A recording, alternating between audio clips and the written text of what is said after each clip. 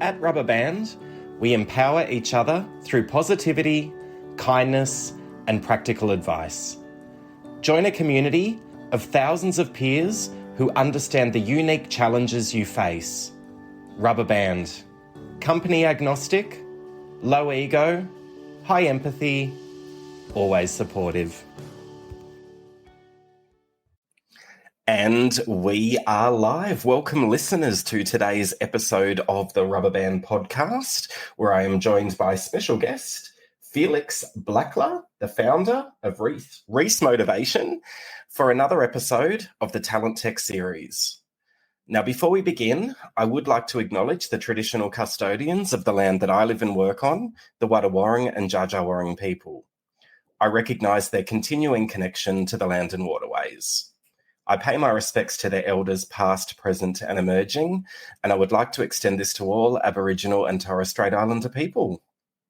Welcome, Felix. How you doing? How you going? Yeah, really good for a Friday afternoon in sunny Melbourne, and it's been a hot week. So I know. It's been a scorcher of a week, I would put it, rather than a hot week. So I'm excited to get into the weekend, and hopefully it continues and we get to enjoy it. I think so. Yeah, no, I think it's going to. No, it has been a very good summer. It has been a good summer. My tomatoes are loving it, believe me. Just go, any listeners out there that live in Ballarat that want a tomato, reach out to me and let me know.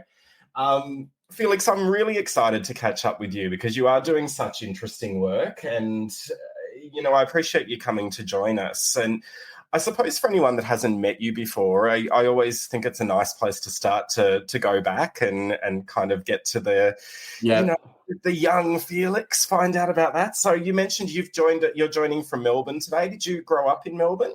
I am born and raised in Melbourne. I had a stint in my school years down in Tasmania, but yeah, born and raised in Melbourne, in the southeast suburbs. Yeah, fantastic. And you go to high school here in Melbourne? University? Yeah, here in Melbourne. About your education. I'll tell you, give a bit of the background. So I'm actually a twin. I've got a twin sister as well who lives here in Melbourne as well, and an older brother. And look, we grew up in the southeast suburbs of Melbourne, and normal kind of school upbringing. Very, very much a sports fan. So I played a lot of sports in my younger years, and I was one of those kids who used to annoy a lot of tennis teachers because I started by playing, tennis with 2 forehands. I didn't master the backhand, so I'd just keep switching the racket. But no, grew up loving my sports, grew up in Melbourne. Brother 3 years older, twin sister as well. I was very rebellious at school, Eden. Me too. And I actually only learned that later on, particularly by doing my Reiss Motivation profile, to work out why having a really low need for order and liking to be quite independent led to me being a very rebellious school kid. So grew up, was probably more focused on what I was doing during lunchtime and breaks on the sporting field than actually what was happening in the classroom. But went through all that journey, and as I said, I'd moved to Tassie primarily through Dad for work, and that's where I actually finished my uni degree as well, and had a great time living down there. So so I finished my university degree in Tasmania, and did my first few jobs. And I was one of those people that just started to love working. So I think when I was in grade 10, I started getting into. I thought I wanted to be a chef, Eden. So I went and did my Cert 3 in cookery, and started working in kitchens and restaurants from about the age of 16. So always had a strong work ethic, and had some variety of jobs, and being in Tassie, you can kind of get those experiences. So I was a deckhand on a ferry for a few years. Oh, nice.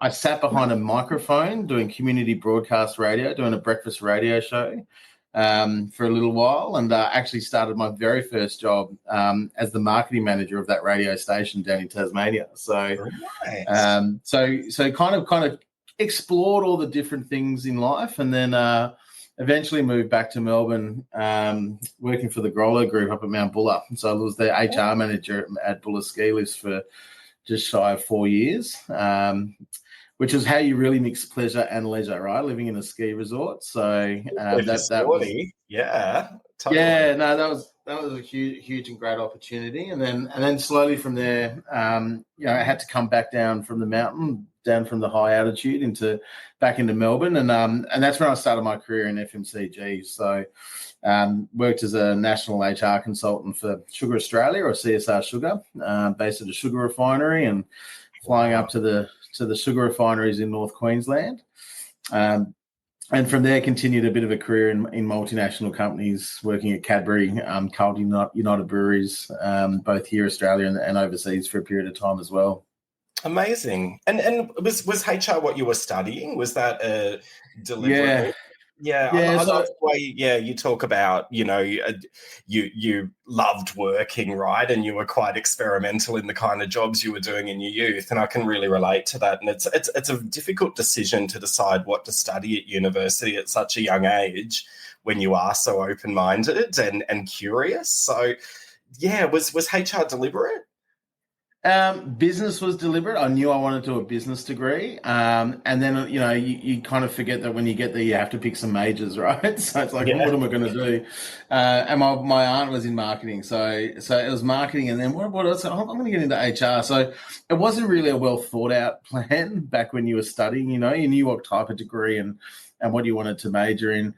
I think I kind of fell into HR mainly because I realized very quickly, even at that young age, how important that function was in any organisation. And HR has gone on such an interesting journey over the years, right? Where it's gone from your typical very poor personnel management, the compliance police, to been a very strategic value add function over the years. And I think even back then, I went, actually, you know what? Understanding how you can leverage the best from a function that supports usually your biggest cost base, the biggest thing that ultimately sees how well you perform in an organisation. So I kind of, when I was going through my studies, really became passionate about all types of the elements of HR, from all psychology, organisational design, and performance. So that's kind of what set me on the path, I think. Yeah. And you've got a rich experience within HR and across different industry sectors. Like, what were some of the lessons that you've learned along the way? Because I think when you then go to become a founder of your own business, that idea comes from a lot of the lessons that you learn in your career, right? So tell me about what they are and maybe what some of those opportunities that you saw for HR functions as you were going through your career. Yeah, sure. Well, saying I did a split double major, so marketing and HR, and my aunt, who was vice president of marketing of a very large international company. And when I told her, I said, I think I found my calling, it's HR. There was almost this sigh, and I said, what does that mean? She said, just promise me if you're going to go into HR, Felix, you're not one of those HR people that doesn't understand what we do in business. The worst type of HR is HR that doesn't get to know the business. And that was my first real lesson, right? Which is going, the best way you can add value and be effective in any HR function within an HR department is having a really strong, deep understanding of the business that you're in, what their needs are, what their challenges are. So that set me on a really great course of building, things like commercial acumen, like really getting to understand the P&L of an organisation, whether you're in a production environment or professional services, understanding the day-to-day work of the workforce, and having that rich understanding. So when it came to you applying ideas, strategies, or initiatives, you're doing it from a base of going, how does this fit within this organisational context? What are their challenges that we're responding to? So first and foremost, that deep understanding of a business is really important. And then the second one, which was a little bit contentious, and I probably didn't realise this till later, is accepting the fact that HR doesn't actually own anything. Yeah. So, we can make mistakes early on in our career to say that we own certain outcomes, but we don't. The hiring decision is actually the manager. Performance is accountable of the manager. Culture and engagement is ultimately the manager and the team. So HR plays an incredible, influential and enabling role and helps those outcomes being possible. And I think sometimes early on there was a reluctance to want to understand that we don't actually own those things. We can say that we have to sit in performance management conversations or we play a very important role in recruitment. But actually our job is to try and enable managers, teams to be more effective at doing what they do well, because they're actually the end-to-end owner. So if I think about my career, that they were the two probably learnings and lessons I've had along the way, Eden. Yeah, and it's really interesting you should say that, because I think, HR functions, yes, we are enabling functions, right? But, it feels like for the most part, most HR business partners spend the majority of their time putting out fires. And I think that's, across the board, and that's no disrespect. Those fires exist and you do need to put them out, right? So how do we balance that we don't have the ownership with then being a strategic advisor to the business? Like that to me is where the complexity lies, because we're so busy and we're constantly running, and there are things that we have to deal with in the immediate. We don't have the ownership, to your point, but then we need to be strategic advisors to the business. How do you do that? Yeah, look, and you're right, and maybe that's why I got drawn so much into the function itself, because it is such a demanding function, right? And you're managing those paradoxes every day. And David Ulrich, one of the godfathers of the HR business partner model, talks about the important role HR has of helping to manage that paradox within an organisation. And you're right. There's so many elements that can come reactive, and it doesn't just have to be whether it's poor performance matters. You think about what COVID's done to organisations having to respond differently, and you get into that. So, I think like anything, you need to be able to adjust your style based on the needs of the organisation today, and still remember, though, it's not just about reacting and putting out fires. That's part of, I think, anyone's job. I mean, you have a production line that goes down, they're putting out fires. We have different types of fires. But how do you make time and carve out so you are not just completely, looking in the rear vision mirror and fixing things? How do you continue to look forward? So, I just think that's the paradox that everyone exists in now in a modern world. Yeah. And when you had that spark and that idea for Reiss Motivation, where did that come from? Like, what was the challenge you were seeing that made you go, I really want to tackle this, and I've got this idea? Tell me about that. Yeah. And I have to give, so founded Reiss Motivation Australia. It was an established tool in the States, but I'll get to that in a sec. So, 2018, I'd made the decision after some awesome experiences with Carlton United Brewery's parent company, a global beer giant. Lived in Vietnam for 12 months working for them, and came back home, got married, and decided, Melbourne's my base, and now's the time for a change. And so I left there in 2018 and decided I wanted to do something different. Didn't know what that quite was. But one of the things that struck me is we went to kind of set up our own consultancy business, and that's what I did in 2018. We set up our own practice. We wanted to have something a bit different in our offering, right? And come into this whole point around, change should be delivered sustainably. At the same time, you should be able to lift people up through that journey, whatever a workforce is going through in terms of transformational change. How do you keep improving capability? How do you keep driving a level of people feeling that this is a valuable place to be in? And if you go back to 2018, this is when things like a sense of purpose, belonging became the vernacular, right? In terms of some of the data around what people are looking for in an employer. And I went, we've got to have something a bit unique in our toolkit, right? That helps us do this. And it was just through researching and thinking about that sense of belonging and purpose, we came across the work of Professor Stephen Reiss, right? And global psychologist based out of the USA. And he did this fascinating, groundbreaking research into what drives human behavior, what makes people tick ultimately, right? And so we did that. We researched and went, this is pretty special. I'm really keen to think about how we apply this tool. And I reached out to Maggie Reiss, which was Stephen Reiss's wife, and she said hello. And she said, look, great to hear about the tool, but you've got to go learn about the tool and come have a chat to me. So my wife and I ended up flying up to Singapore and got certified in 2018 in Reiss Motivation as a theory. And we brought that tool back to Australia and applied it in our business. And the impact was huge. It's a bit different to other types of tools on the market that build self-awareness insights through identifying personality traits, etc.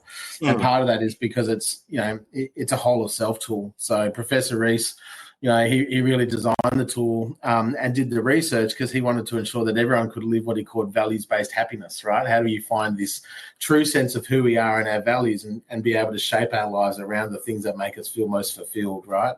So it's a beautiful kind of concept to be able to bring in to the modern workplace. So we love the tool so much, and in 2019 we purchased the license for Reiss Motivation and set up Reiss Motivation Australia. So we own that license, and over the last 5 years have built our own local test platform, our own analytics and reporting function off the back of that. So I know we'll unpack that a bit more, but yeah, fascinating way to kind of find something pretty groundbreaking and unique, and just very lucky to be able to bring it to Australia. And I love when you talk about values, because what I've noticed a bit of a shift in, I suppose, talent trends or the kind of, influencers or highbrow conversations that are out there, where I'm very passionate about values-based hiring and finding that values connection. And that's the way I've always worked. Now, on top of that, you bring in, things like purpose and vision of the organisation, all of that kind of stuff. And in a role like mine at Movember, that's pretty easy to identify. But then bringing the values together and bringing that to the forefront of the hiring process. But what I'm seeing out there in the market is people have seemed to have shifted away from values-based hiring, and we're seeing this, I suppose, trend to skills-based hiring. So tell me about your opinion of values versus skills, or is it really a combination to find that utopia? I think it's got to be a combination, right? And it's I love the old adage, right, that you can teach people skills, but you can't teach them their attitude, right? And when you think at the heart of that, it's about trying to really understand what truly makes up a person's DNA and their values. And if we take that step back, as you say, from a talent practice point of view, and if we start about, I think about it as the talent life cycle, all the way from, obviously hiring right through to retaining, engaging, and developing your team. But if we think about that front bit around, values-based hiring, organizations, they use their values as the spider web to create their culture ultimately, right? So what they ring true about their values forms their culture. And if I personally cannot connect to that at a values base, it doesn't matter how capable I am from a skills point of view, it doesn't fit, right? Some people work really well in competitive individual rewarding cultures, right? Whether it's private equity or sometimes banks fit that mold. Other people naturally are attracted to for-purpose organizations. But you could hold the same skill set, right? You could have that level of project management expertise, financial expertise. But if I don't have that values-based fit or that compatibility, I'm never going to feel like I truly belong, coming back to that sense. So I think they go hand in hand, and clearly I am biased now, but I feel that, if you hire on skills alone and you don't look at, say, where are we aligned from a values perspective, what are those needs going to be met through that hiring practice, you're only solving part of the picture. So. Totally. And I think that's the missing piece in all of this activity that we're seeing around skills-based organisations, because it just feels like that has fallen away, the value side of it. And I suppose in terms of an individual finding the right environment, because, I agree. I think, values are what defines the culture, right? Like, it's all intertwined. If I'm an individual and I want to find that connection and that sense of belonging and being able to find a values alignment, how do I then understand what my values are? Yeah. That sounds like a great segue to our profile, Hayden. But I'm very good at that, mate. That's great. That's a skill. And that's the thing that drew me in, right? When we first came across the work, because I'm very passionate in terms of my background, and my values have been shaped, like everybody's, through their upbringing and the environment they're in.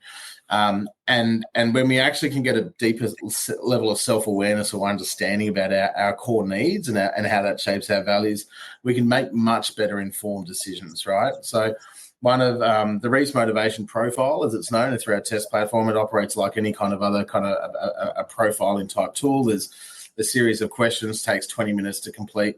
And it enables you to then basically find out through scientific validity, well, what are the things that I find most important? So Professor Reiss identified that we have 16 basic desires that are common to every human being. And they operate on a continuum, right? So we prioritize those needs based on our upbringing. So, for example, I have a very low need for acceptance, which is the first desire, which means I'm very confident in my capability. I don't need a lot of validation and encouragement. And I can sometimes overassume my capacity, right? So I know that about myself. And because I know that about myself, I can think about, well, what are the best environments that are going to suit me? So the way the profile works, it gives you that unique profile across the 16 desires. And depending on how significant or intense those scores are, we can predict how people are going to respond in different environments. So there's one desire in that tool, and people can look at this on the website, called tranquility, which actually motivates us to be free of anxiety and pain. So tranquility also promotes the need to avoid putting ourselves in situations of worry, whether that's personal safety or mental anxiety. The bottom of that is people who are really comfortable with risk. They perform well under pressure. They're comfortable with uncertainty, ambiguity. And we were talking to a very large organization recently about saying, what if we knew that about that individual and that was somebody that in a workforce valued those needs, right? Mm. And then I'm about to go through a large level of change. The people who have a really high need for tranquility, they're going to need a lot more support, information. You're going to have to help them plan through that change. Whereas people down the other end of that scale, of course, need very little information. They're happy to jump at the drop of a hat. So being able to use a tool that can actually give you very specific, scientifically valid view of what your values are, you can then use that profile to help understand how's that person going to fit within that team, can fit with that environment. So, it's pretty cool how you get those insights very quickly. Yeah. And how does an organization, right, like because there is a risk sometimes with values that it might just be, some posters on the wall and they've come up with a few things, hey, yeah, we're collaboration, and where, they might just be, for lack of a better word, a little bit lame and actually don't live and breathe what the organization's all about. So how does an organization ensure that their values are a true reflection of what it's like to work there, in order to find that match with people that have been profiled? I think come back to the point you said earlier. I think having a value-based hiring process in some extent is critical, right? To get to that bond, and through tools like Reiss Motivation and some other tools out there, you can really try and identify how a person individually relates to a company values, and that's great. But if a company, and I think this is the strategic role that HR plays in any role, whether you're a talent manager, OD, or you're the head of that function as the HR director, if you do not believe that you walk the talk in terms of the values, then you have a cultural misalignment problem. Yeah. And all you're doing is promoting yourself as something that you're not. And you know this through your own work and everything else, that you have to be able to speak with credibility and authenticity about who we are as a culture. Because if you have that misalignment, if they are just values on a ward and we're not holding managers accountable of their behavior, or we're not actually delivering on that promise about that culture, you're just going to increase your turnover, right? You're creating the problem because you have that misalignment.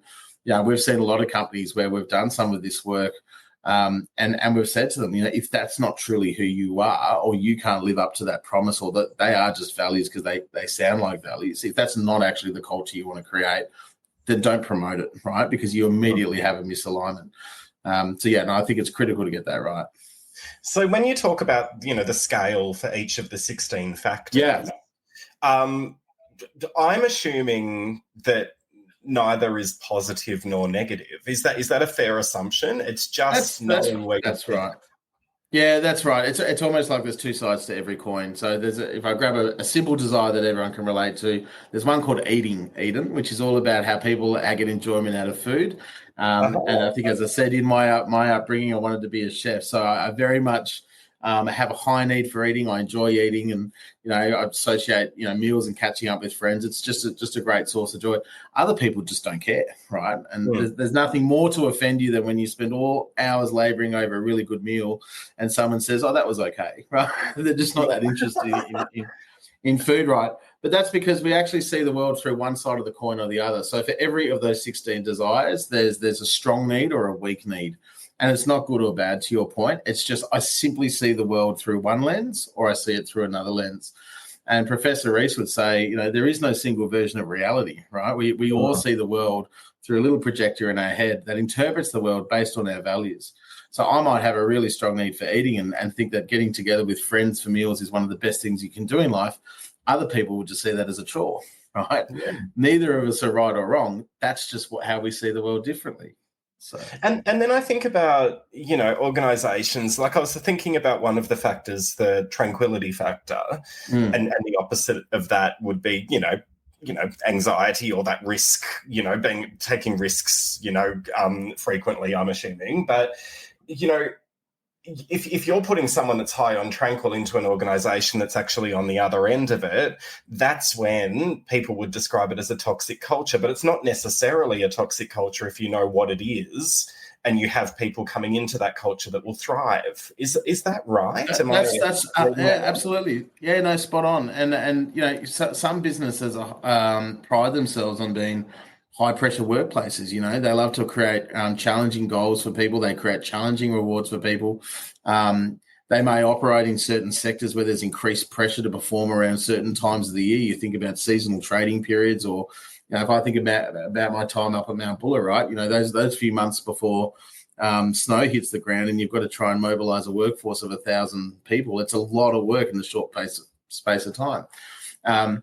And if your culture has that element of where there is a need for increased pressure because of a high focus on performance, it could be a great level of uncertainty and ambiguity, right? That happens, as part of that workforce.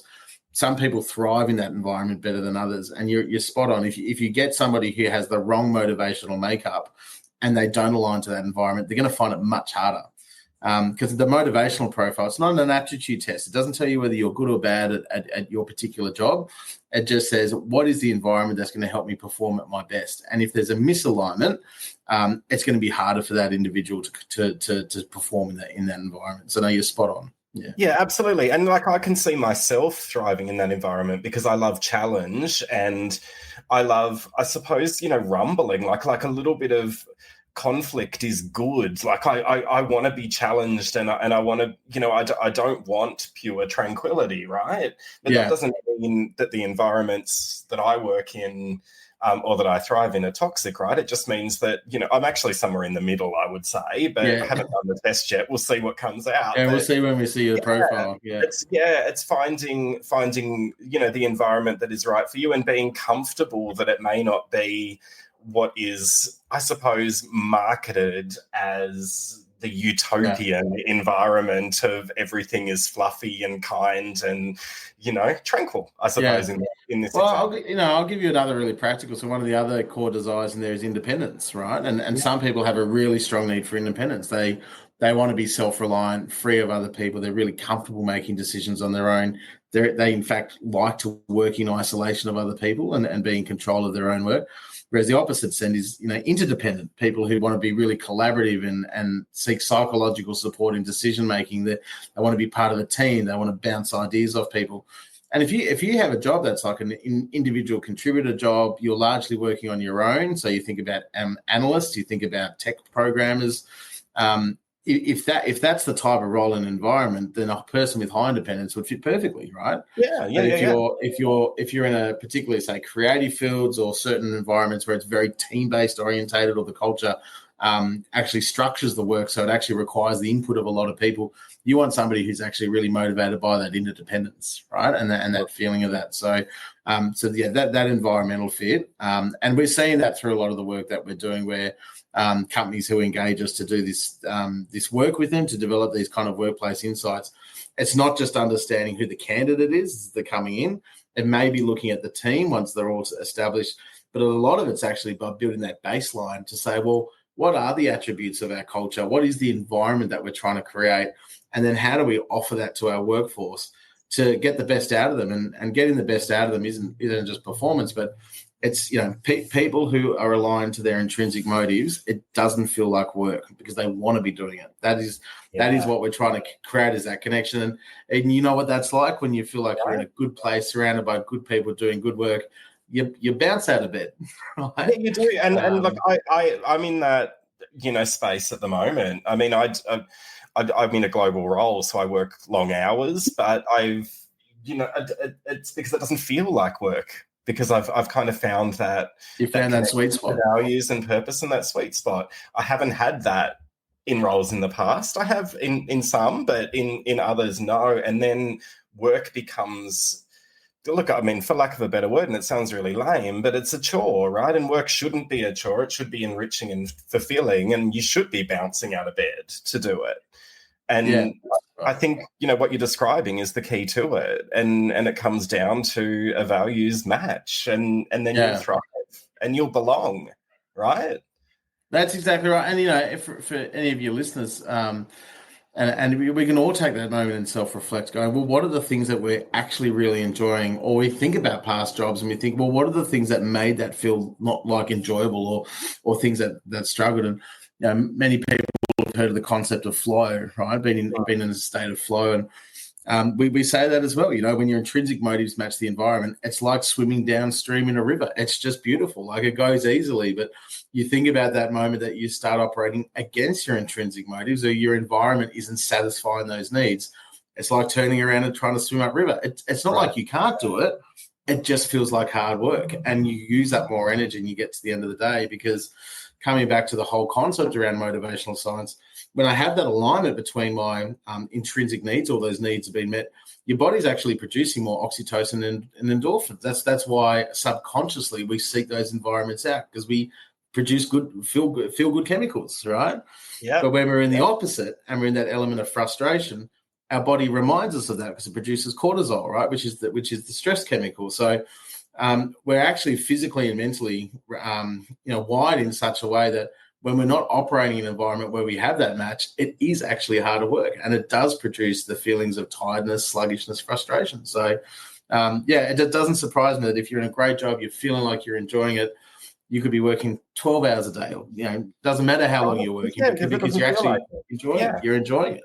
Yeah, absolutely. And that is, to describe it, utopia. So So Felix, in terms of audiences that would tap into the Reiss motivation tool, is this something for talent leads, HR managers? Who should be reaching out to you, and how do they go about doing that? Yeah, no, absolutely. And look, we actually offer the application across business, sports, and self-discovery and education. There's 4, but the business one, it's absolutely for anybody who plays a critical role in terms of thinking about how you look at your workforce, right, or potential candidates. So companies that we work with today, the talent managers use it as part of that hiring process up front to look for that motivational fit.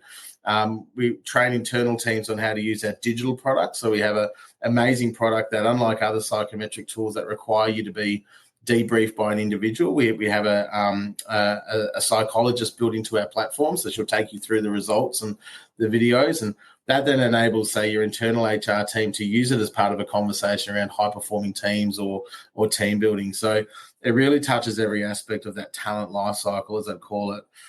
In terms of reaching out, always start at the website. So it's Reiss, REISS, so reissmotivation.com.au, named after Stephen Reiss. And look, we obviously follow me on LinkedIn. We put a number of our case studies in our programs and workshops. And I'm afraid I've got somebody in my team who loves taking happy snaps of me when I'm up the front Eden. So we're pretty good at posting content when we're getting around Australia as well, running these programs. Excellent. And it's how we connected LinkedIn. So listeners, LinkedIn is a good place. Connect with Felix. Still a great network. And remember, you can always reach out to me. Always happy to make an intro. Felix, thank you so much for joining today. You're working in an absolutely fascinating space, and one that I'm particularly interested in. So I really appreciate you taking the time to talk to me and the audience. And I hope you enjoy the sunshine this weekend. Absolutely. You too. Thanks, mate. Thanks.